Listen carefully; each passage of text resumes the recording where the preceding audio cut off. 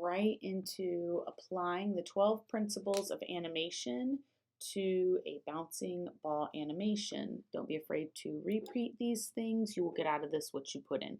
So it's very important you all start using some shortcuts. If you are trying to be efficient in the workspace of this computer and Adobe After Effects, it's really important that you start utilizing the tools properly and not trying to sort of manhandle and flop around the program. So learning these shortcuts, it may take a few minutes the first few times. They will eventually become second nature and they will completely change the way in which you can efficiently create digital art.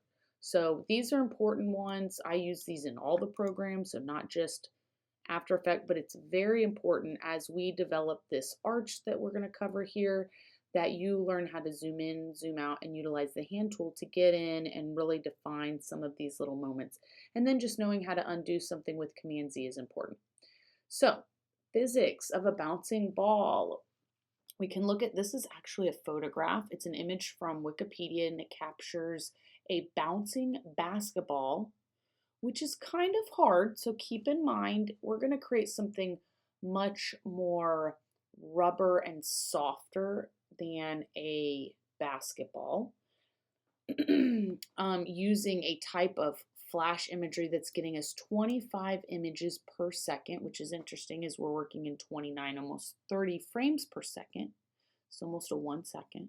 It illustrates how the ball lingers at the top before, meaning look at how many frames it takes up. It's just holding, holding, holding, and then it races down, races back up, and then holds, holds, races down. As it makes full contact, so the point in which it hits the ground, we're going to make sure ours have a nice shadow that really grounds it to the ground. This one looks like it's floating almost. It quickly rebounds or recoils.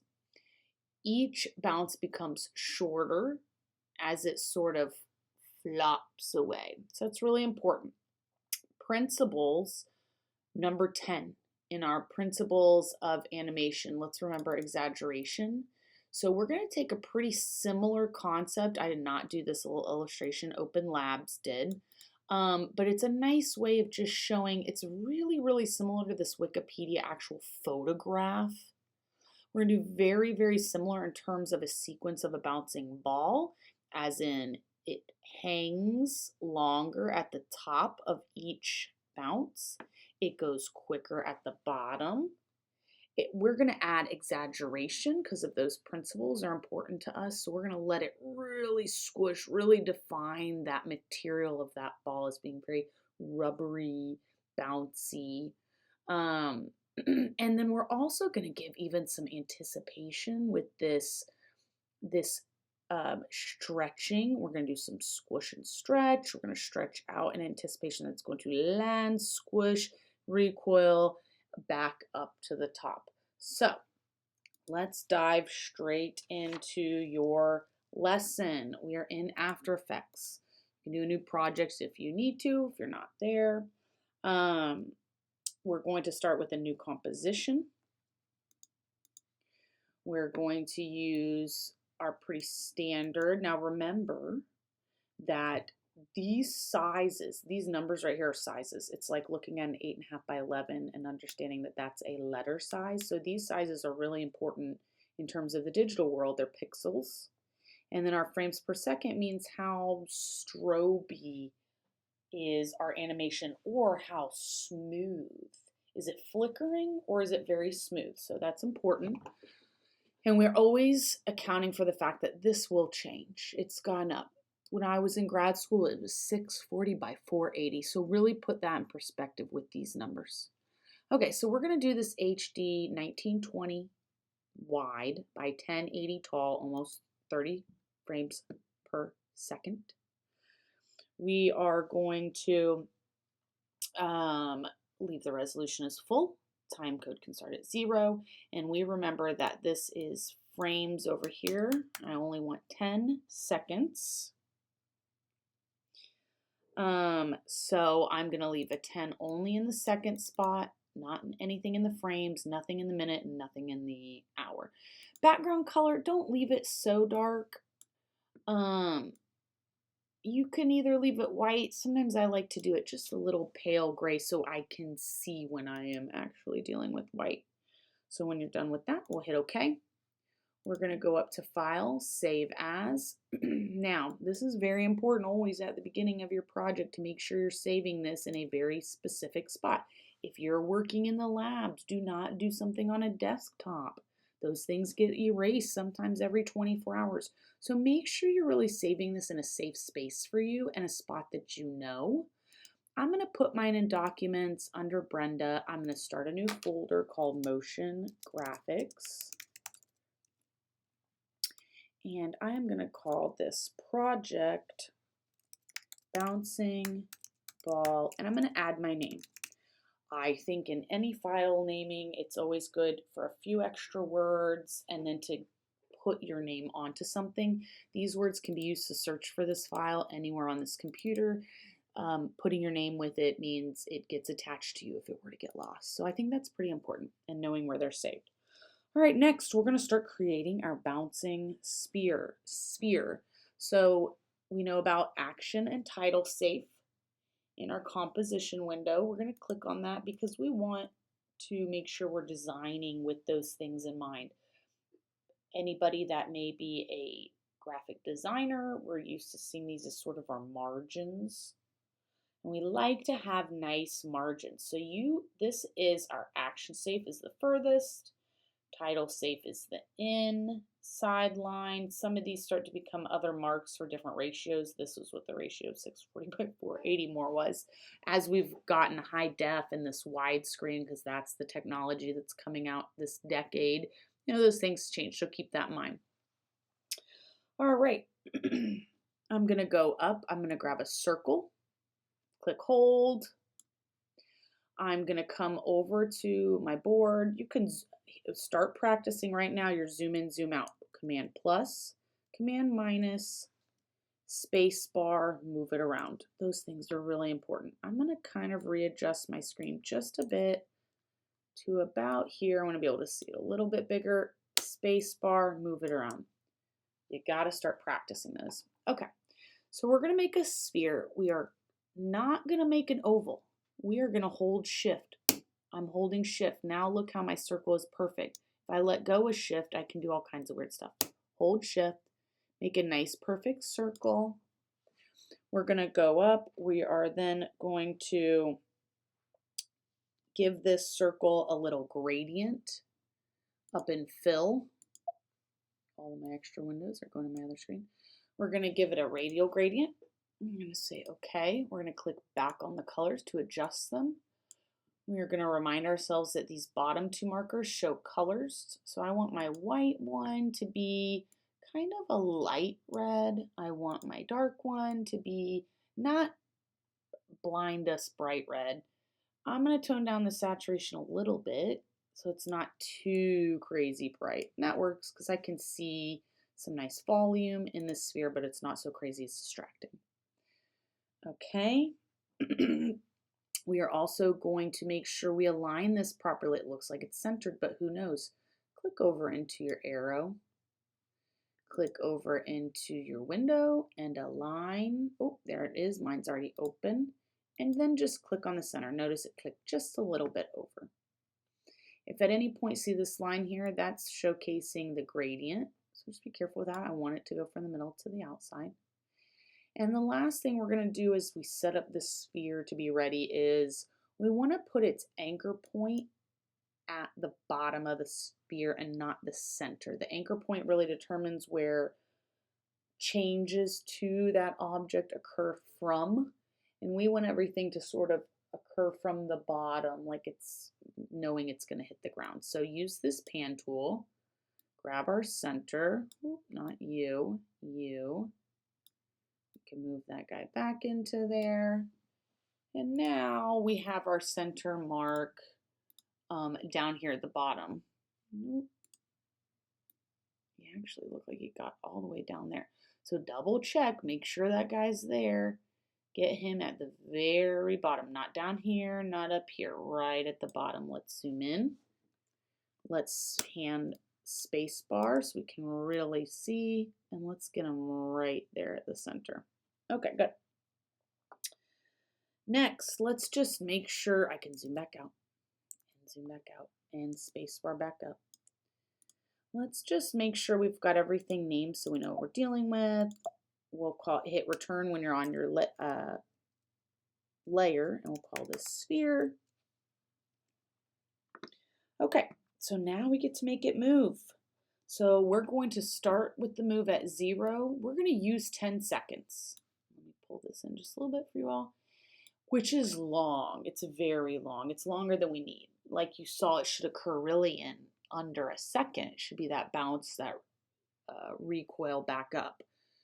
We're going to drag this out over 10 seconds because it's going to give us a real high definition sphere to work with. It's also going to give us the opportunity later on in this lesson to adjust speeds of things, and I think that's a nice feature to understand how to do. So that's how we're doing it here. Would you create it maybe a little bit more on the timeline accurately? Possibly. Okay, so we are going to go to 0. We're going to open up our panel. We can see a lot of stuff. It starts to get confusing. We want to look for the word transform, and I don't mean transform ellipse. It may feel like those things are in both because some of those things are your rotation, your opacity. So be very careful that you are not getting into contents, but that you're getting into transform. So see when I close these, they're the only two open. Now, if contents is open, that gets very confusing. You see transform down here. So be careful. We want to be in transform. We want to click the stopwatch next to position to start a keyframe. Now, if we click it again, it deletes our keyframes. If we had 10 keyframes on this layer, it would delete all of them. So be very careful with that. I'm going to click, now move it all the way over to 5 seconds. Now, if you're ever struggling to get right on the mark, you can also click into here. If I type in 500, notice it goes right to 5 seconds. If I typed in 5,000, it would go to 50 seconds and more as you add more to that. Okay, now, and also notice how my ball is inside my title safe, which is buried inside the action safe. So we're good in terms of safety of our stuff being seen. I'm now going to drag this down. Ooh, I'm going to undo what I just did. Oh, and it took away everything. So we'll hit 0. We'll get back over here to 5. That was good for you guys to see. I want to make sure I'm on my arrow. I don't want to be on my pan tool because then I'm going to mess up where the anchor point is on this object. So make sure you're on your arrow. Drag it down. Notice this line starts. That's great. Bring it down to the bottom of the title safe zone. When we watch what happens, we're like, cool, that looks great. Now go to the end frame, 10 seconds, or 9 seconds and 29 frames. And we're going to copy and paste this last frame in there. Copy, paste. When I play this back, it is very slow, but you can see it go all the way down and all the way back up. Great. So now we want to add a little bit of squish to the ball, right? As it hits the ground, as it makes contact with the ground, we want to make it look like it's a rubber ball and not a bowling ball that would just not move at all. So we are accounting for the material and showcasing that, utilizing our principles and some exaggeration. But we need to change a few things to make that happen. Okay, so remember that principle, number 1, squash and stretch. It adds flexibility and elasticity to objects, simulating how real materials compress and extend. Without it, animations can look stiff and lifeless, lacking the natural movement seen in the real world. Also, remember principle number 10, exaggeration. It's nice to exaggerate key aspects of motion, making them more understandable and impactful. Without exaggeration, animations can appear too subtle, and they can fail to convey the emotions effectively that you want them to do. So those are important. So we are still in our transform timeline. It should hit as it goes down to the ground. So let's get ourselves at that lowest point, because that's where we're going to make our adjustments. We're going to unlock the scale section. So this is important. So see this little lock, and it's at 100%. We want to unlock it at this point because we don't want it to stay in a perfect circle ratio. We're trying to squish it.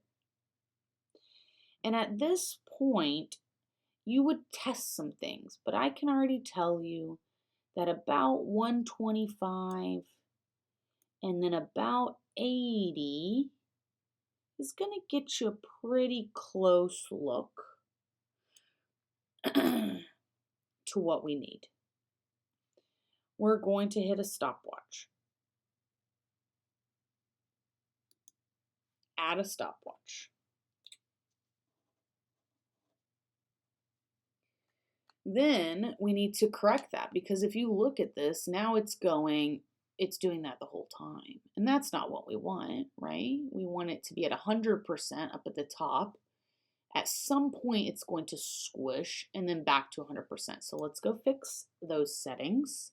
Let's go back to the 0. Let's adjust this back to 100. You can type those things in. Perfect. We can then grab this, copy, Command C, bring it all the way over, Command V. But now what we see happens is it starts to squish the whole time, which is really not what the physics of a ball would do. If it's racing down to the ground, it would be elongating. So let's now go fix some of that. So at 4 seconds and 6 seconds, we're going to add essentially the same kind of fixes of the squish. So at 4 seconds, I'm going to bring this down. We're going to adjust some of the position. We're going to adjust some of the scale.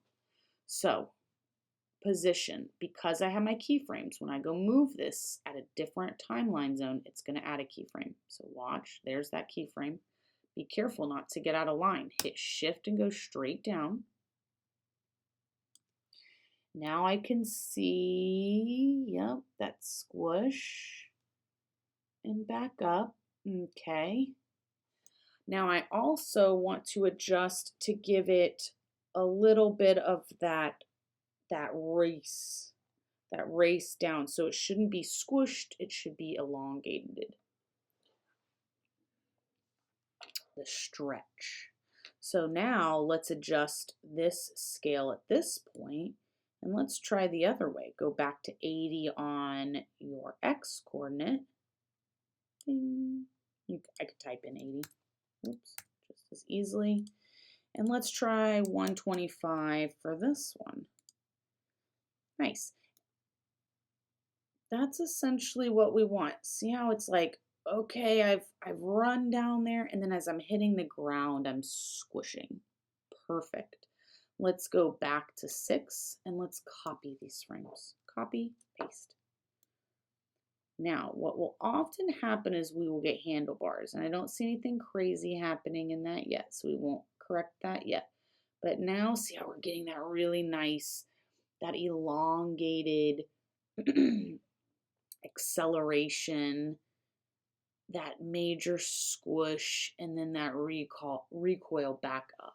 And then it adjusts back to 100%, which is really nice. So we can kind of let that watch as it gets closer. It's not necessarily addressing too much with the speed. We're obviously going very, very slow right now. Again, we'll fix that later. Okay. Next, we want to add a little bit of ease to the first and last frames. This is going to help those if we add some easy ease, some slow down at these high points when it should take the longest. Remember, it's floating. It's floating in the air a little bit at this point. That slow down with an ease will help it look like it is slower up there. So let's just highlight these, right click. You'll have to scroll down. I'm sorry you can't see that. And we'll say easy ease. And we'll do the same at the end because we want it to loop. So go down to keyframe assistance. Sorry, you can't see that. Click on easy ease and it does it for you. So it's going to go a little bit slower. It's going to look like it's getting faster, which it does. Hits, recoils back up, slows down, and then repeats. Perfect. Okay, at this point, save. Don't keep going with lots of content until you've been saving things. All right, next, let's really ground this. If you've taken any of my classes before, you've heard me talk about cast shadows. I'm sort of obsessed. And remember, principle 8 is a secondary action. So adding a little bit of a cast shadow is actually going to add a little bit of animation, secondary animation to the main sphere. It's going to add a little bit of something that's going on that's affected by the sphere but is not the main sphere. It adds depth and complexity, and it really grounds the whole thing and makes it not so flat. So I like to get on my contact point because that's where my shadow's kind of most important. So I'm going to go right at 5 seconds. I'm going to come over here, grab my circle. I like to start with a perfect circle and then I squish it. Hear me out. I feel like it's easier with the gradient. So I'm going to make a circle that's about the width. Don't panic right now if it looks just like it. Okay, I'm going to hit center and then I'm going to adjust the coloring to have 2 black bottom markers. Black, black. My top outer marker, and on this case it's this guy, I'm going to adjust it down to 0 opacity. That gives me the look of a drop shadow, and sometimes you may have to come in here. Let me zoom in so you can see a little better. Use your arrow, pull your line out just a little bit. Nice. Okay, now let's move it down below. Let's then also shift this below our sphere and rename it. So I'm going to hit return. I'm going to say shadow. Then I'm going to adjust the size of the shadow. So obviously he's not a straight. At that point, I want to squish him a little bit, bring him down. Sometimes I use my keyboard actually a lot. And you want about the center, which is about here, to be a little bit in from the bottom so that it starts to really look like it's a cast shadow. Let me hide my title safe just so you can see it. That's nice. And could it be a little bit wider, possibly, the light? Then it would make it kind of look a little more realistic. That feels pretty good. I might even adjust it up a tiny bit more just on the lighting. About so. Okay. I'm going to bring back my action title safe. I think those are important to keep on. Let's hit save. Okay. We've colored it. We've changed our opacity so we understand gradients in After Effects. We've squished it so that it accounts a little bit for the perspective is really what this squish is for. It's less about what we're squishing with the sphere, and it's more about if I was looking at a sphere, I wouldn't see a perfect circle. It would make a little bit of an oval on the ground. We've moved our layer and we've renamed it. So while I'm on 5 seconds of my timeline, I'm going to open this back up. I'm going to make sure I'm not working in contents, but that I am working in transform. Open that up and hit opacity. We're like, yes, please be 100% at this point. Let's go back out to the beginning. And you'll have to play, but about 20% or so isn't bad. I think I've found that that's kind of what I like with it. Then copy, drag down to the end, and paste. So now we've got a very nice, it's accelerating, it squishes, and it's back up. Now, could it account for that squish a little bit more? Yeah, sure, let's do a little bit of that. So at about 5 seconds, it's great, but at 4, it's almost as if it shouldn't be quite at 100%.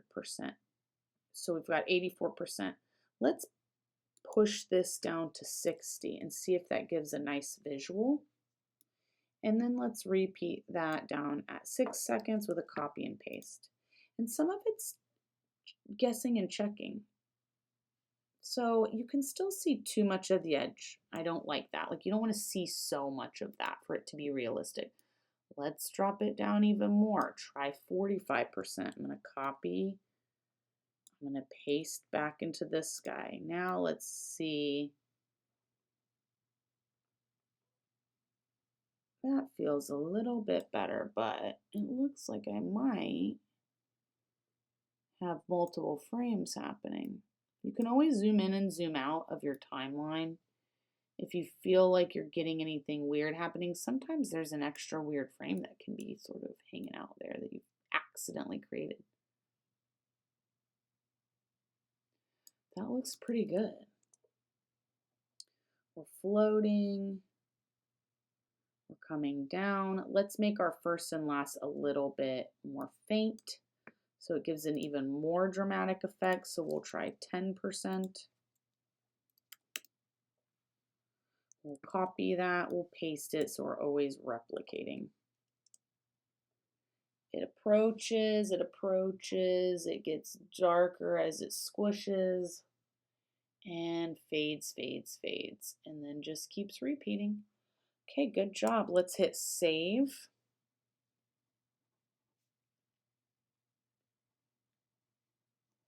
Next, we are going to make the ball move from left to right. It's not just going to bounce up in the air. We're going to actually do a true bouncing ball sequence. And it's really much easier than we think. So we've all saved. Yes. At 5 seconds, we're going to set some more keyframes. It's kind of our middle point. And it's one of the reasons why I wanted to work in 10 seconds, because I think it just gives us more frames to mess with. But it also gives us some nice like numbers when you're kind of trying to do it a little bit with math. So we can open these, and I can open this guy because we are going to do a little bit to both. And at this point, I want to extend my timeline and shrink down my animation because I want to make sure I'm not messing things up. And I want to keep things in line here. We have a nice setup where we're sort of dead center and then expand it off of that to get that real squish. Now, at this 5-second mark, we're going to come in here. We're going to also add a keyframe for rotation because we are going to affect that shortly. We want to make sure it stays at this point. Okay. Then we are going to go over to the left on our timeline. And we are going to grab our sphere, and we are going to also move him over to the left. And we're going to make him kind of far and kind of up high, about in this vicinity. And hear me out. Here and over. Then we're going to go to the end. We're going to move him now not quite as far and a little bit lower. So notice we're accounting for the fact that it's losing a little speed. Is it a perfect arch? No. But we're accounting for the fact that it's losing a little bit of speed as it goes on. It's getting a little lower. It's not going as far a distance with those principles. Now, the shadow obviously needs to hug it. So, go to your shadow layer. Make sure you're also at 5 seconds. Add a position to our shadow. And we will click. He seems good. We will come over here and we will move him to be essentially, he can go straight. He does not need to have an arch. The ground is not moving. So this shadow staying flat implies it's a flat ground. Next, we will come back to the end and we will move our shadow all the way over underneath this guy. And then test it to see, and they're not going to be perfect because we're going to fix some things. See how he's racing off? We're going to account for a little bit of that. Let's do that right now. Let's look at our shadow layer's position and grab him and then just nudge him. You can use your arrows. Do you see how it's doing some weird stuff? You got to be careful with that with your zoom in, zoom out, but we're going to keep going. I'm going to copy and paste that. So now that guy stays, and then he goes. Nice.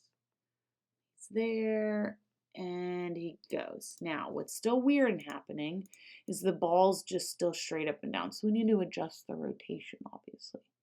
So come into your sphere, and let's rotate him using our rotation tool. Click on your rotation tool.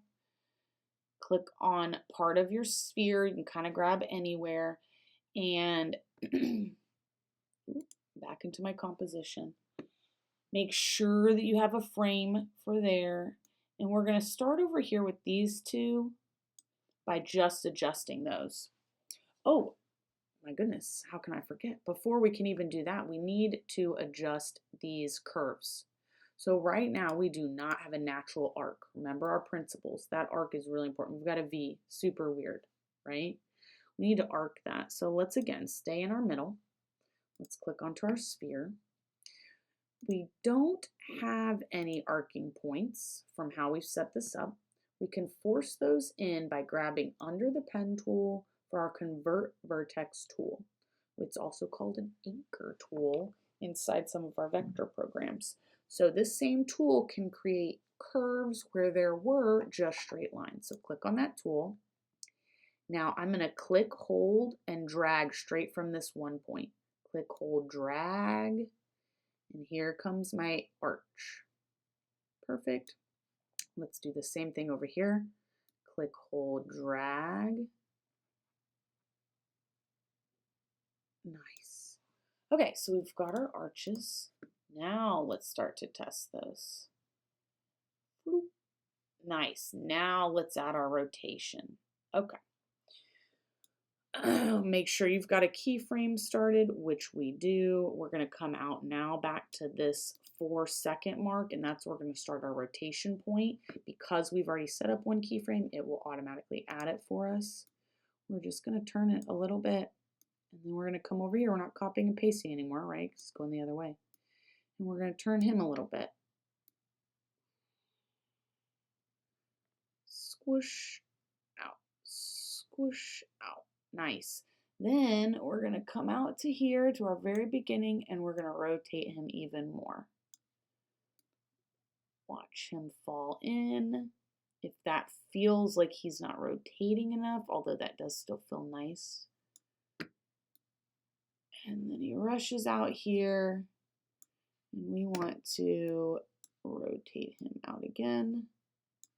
But let's make sure he looks good. All right, hit your space bar, watch this play. Races, squishes, goes up. Could we adjust a little bit with our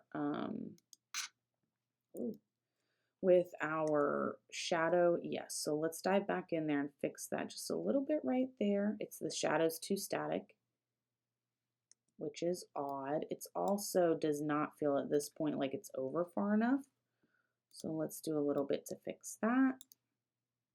Make sure you're right on the same keyframe. If you are one frame over, it's going to make another keyframe for you. So at this point, let's adjust our shadow.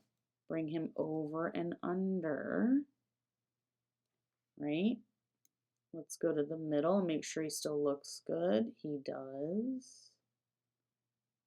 Let's now go over to this 4-second mark and nudge him back this way so he really rests underneath the object. And then let's double check that he gets off far enough now that we've added our rotation. Now let's check our animation. It comes in, it races, it squishes as it makes contact, and it bounces off the screen. Nice. It feels a little bit like it's beating it at this point, like racing it faster. So I'm going to nudge it back. Another thing I want everyone to notice now, this is going to be difficult for a second. Everyone really focus, and we're almost done. Let's hit File, Save. Don't freak out if something happens. I want everyone to zoom in. Use your hand tool, so Command plus, use that space bar, and really get into these pixels. And what I want to show you is that at some point we've got something extra in here. Let's see where that guy exists. Oh, he's right there at that, which is nice, and we do want that. But then do you see how something looks very kind of blotchy a little bit? Let's zoom in and make sure we're not getting an extra frame at any point, which we're not. That's good. We're going to add a blur to this later on, so we can dive into that more. But it does do pretty nice. He could move a little less right there. Okay, at that point though, we can save. If you need tiny little adjustments to be made, make those adjustments and save this work. We will be adding to this composition in the future lessons. Let me know if you have any questions.